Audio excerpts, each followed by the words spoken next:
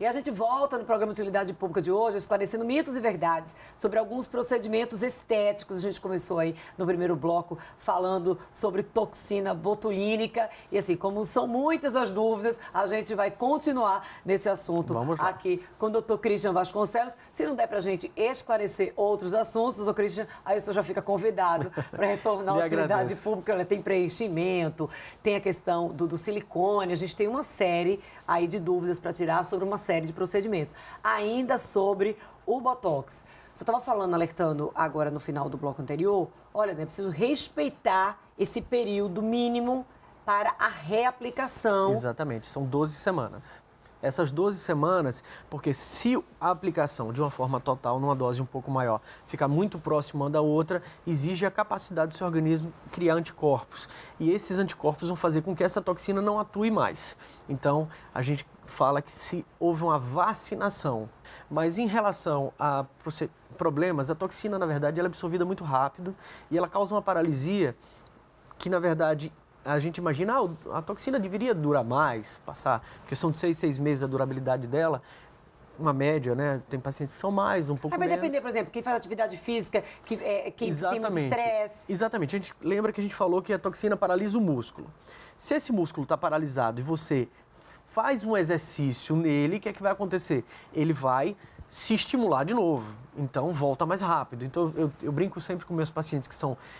Tem muitos pacientes que malham bastante, tem professor personal, tem professor de educação física, e eu digo, quem dá muita aula, professores, né, acadêmicos, dão muitas aulas, fazem muitas gesticulações, você está estimulando aquele músculo que está paralisado a se reativar. Então você tem um encurtamento desse efeito. Eu brinco sempre, vai malhar na frente do espelho, fica se olhando para a expressão não mudar e vai só no suor, para não poder perder o efeito, que é, querendo ou não, um procedimento ainda com custo um pouco elevado, então vale a pena tentar fazer com que ele dure mais tempo. E a gente está trazendo esse alerta específico porque, olha, muita gente pode dizer assim, olha, eu apliquei Botox, mas disseram que em 6 meses eu precisaria aplicar de novo, mas em 3 eu já acho que eu estou precisando, por isso que isso é uma questão muito individual, é o médico quem vai avaliar o paciente e vai depender do dia a dia desse paciente. Por exemplo, paciente que vive no dia a dia com muito estresse.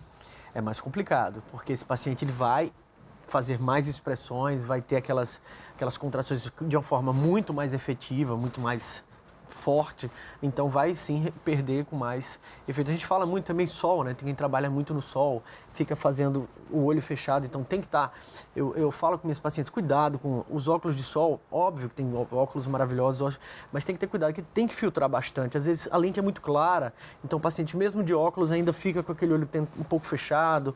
Então tem que ter um pouquinho de cuidado para tentar ter, porque já que a gente busca a prevenção e a melhor estética, a gente tem que não é só usando a toxina, mas fazendo colaborar com outras coisas também. No dia a dia, mudar alguns hábitos para que tenha o resultado que a pessoa procura.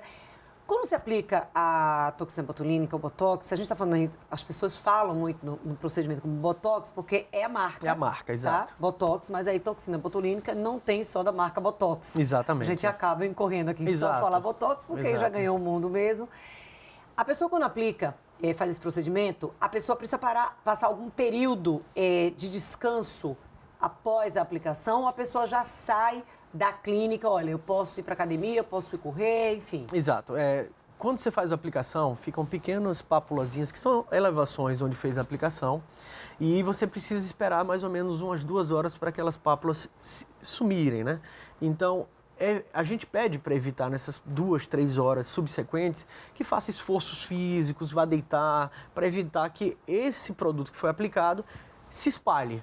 A ideia não é espalhar. Lembra que a gente está fazendo um procedimento que paralisa. Então, se eu faço uma aplicação aqui e massageio, a área de atuação vai ser maior, então você pode ter uma queda de pálpebra, você pode fazer com assimetria no rosto, isso então tem que ter muito cuidado. Então eu sempre peço de 2 até 4 horas, mais ou menos, se o paciente terem um pouco, não precisa ser o repouso absoluto, mas evitar deitar, evitar fazer atividade física, muita gesticulação, não precisa aplicar gelo no local, espera... Que é um equívoco comum, por exemplo? É um equívoco muito comum. Porque assim, como fica o calombo, a tendência é, eu vou massagear, eu vou aplicar gelo... Que não é adequado, porque se você massageia, você está espalhando mais o produto acaba perdendo o efeito mais pontual e tendo o efeito mais abrangente, que não é muito adequado. E um risco, né? Exatamente, que aí vai causar essas complicações, que são as assimetrias faciais, que é assim, de uma forma, sai, mas lembra que demora de 3 a 6 meses para ser o efeito. Então, você pode ficar com o rosto torto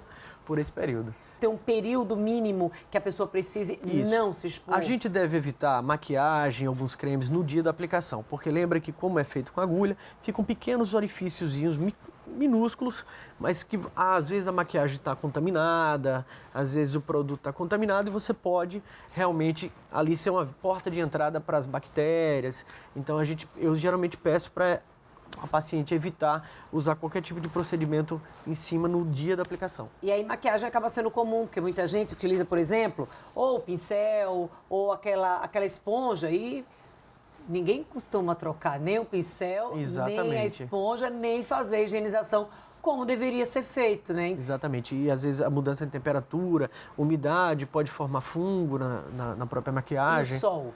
O sol a gente deve evitar só no momento que está avermelhado. No outro dia já pode voltar ao normal. Agora, às vezes na aplicação pode ficar alguma manchinha roxa, porque pega algum vaso sanguíneo, pode ficar roxeado. Enquanto estiver roxeado, a gente pede também para evitar o sol, porque pode formar uma mancha permanente no lugar onde foi feita, onde apareceu esse hematoma. Onde ficou hematoma não quer dizer que houve erro no procedimento, apenas que é uma região, como o senhor começou o programa de hoje, é uma região vascularizada. Muito vascularizada. Então, a gente até tem alguns equipamentos que podem mapear essa vascularidade, chama o Venview. O problema é que eles pegam os vasos até uns determinados milímetros. Os muito pequenos a gente não consegue pegar.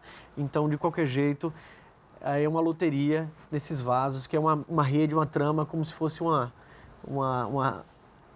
teia de aranha. Então, é muito difícil você 100% de garantia que não vai ficar hematoma. E mesmo ficando hematoma, não se deve passar gelo. Exatamente. E nem o creme ali logo após. Logo após. Ou no dia seguinte, 2 dias já pode? No dia seguinte já pode. 24 horas você já pode fazer porque a toxina já foi absorvida. Mas com alguma restrição, sem esfregar? Não, já normal. nos 24 horas não teria problema nenhum. E qualquer tipo de hidratante, maquiagem, de uma forma geral.